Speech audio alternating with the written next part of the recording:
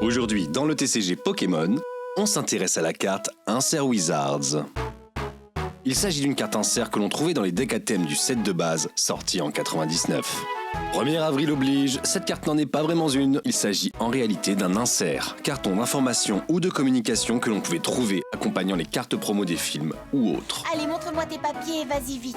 Mes papiers je n'en ai pas. En effet, même si ce qui nous intéresse en général est la carte Pokémon offerte et exclusive, quasiment chaque carte distribuée à l'occasion des films était accompagnée d'une petite carte complétant ces informations ou annonçant des sorties à venir. Je suis affreux sur cette photo. Mais notre insert ne vient pas d'un film, il était trouvable dans les premiers decks à thème du set de base Blackout, Fournaise, Grandissimo et Zap.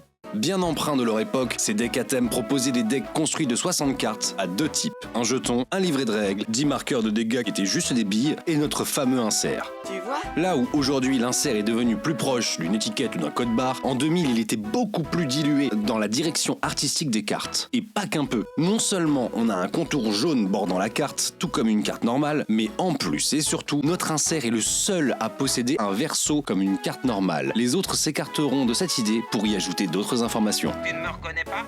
Non, professeur, j'avoue que de dos, je ne vous ai pas reconnu. Sur un fond texturé jaune, l'insert nous délivre les références des services consommateurs francophones de l'époque, pour la France, la Belgique et le Canada.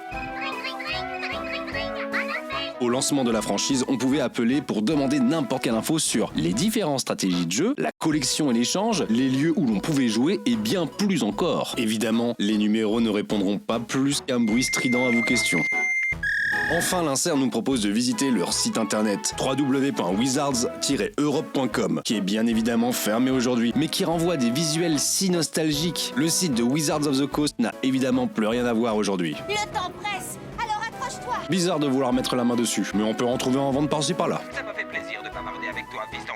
Bonne chance!